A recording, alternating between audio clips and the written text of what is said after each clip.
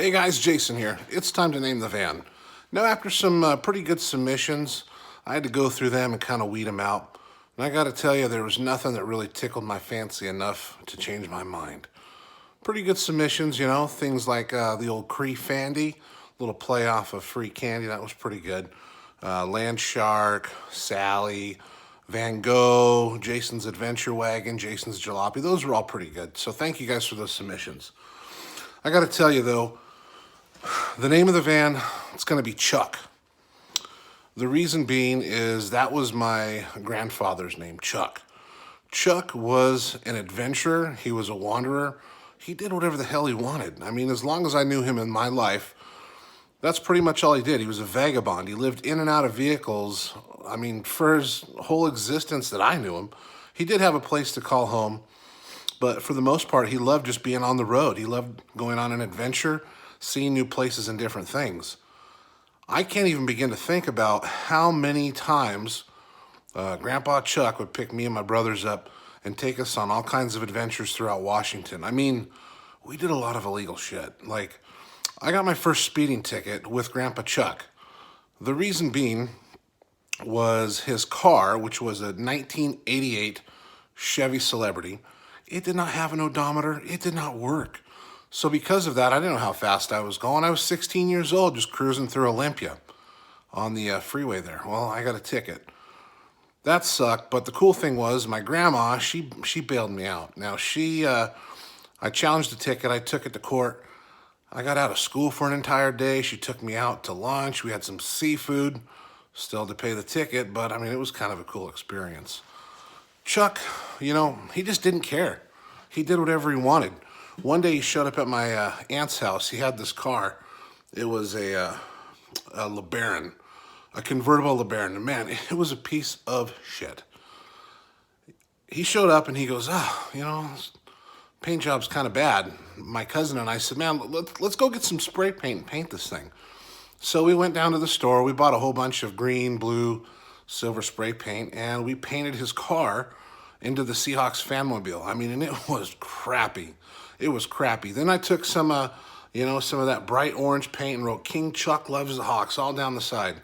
That guy drove the thing all over the country and he loved it. He loved it. One day he showed up at my house and the roof, it was leaking. It was pouring water. And he had like 10 rolls of duct tape. What did we do? We went outside and made a duct tape roof for his car. Like, he didn't care.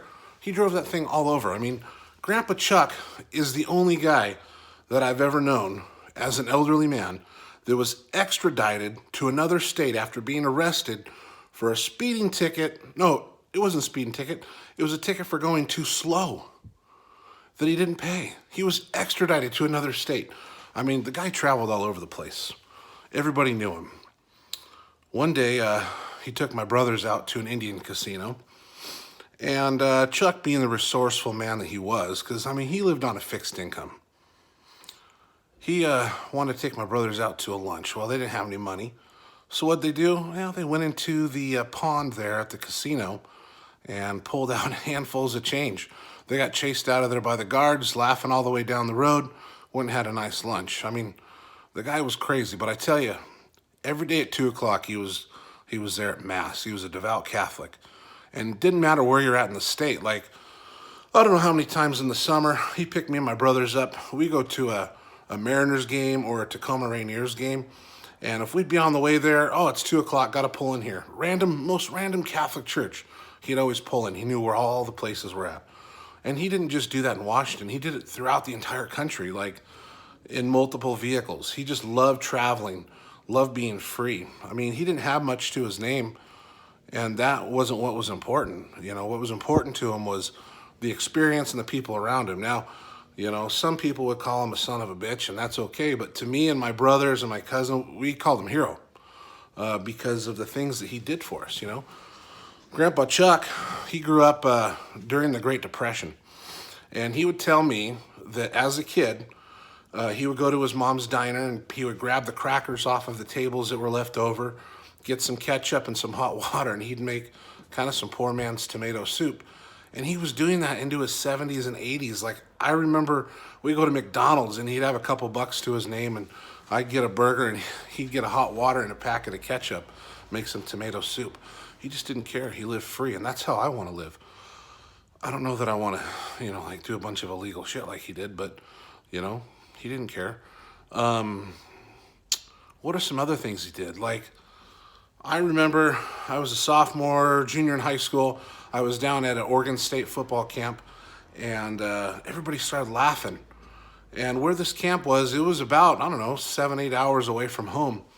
We look over in the parking lot, and Chuck is sprawled out laying on the front of his car wearing nothing but track shorts, balls probably hanging out. He didn't care, but he was there. He was there to have a good time. He was there to support me.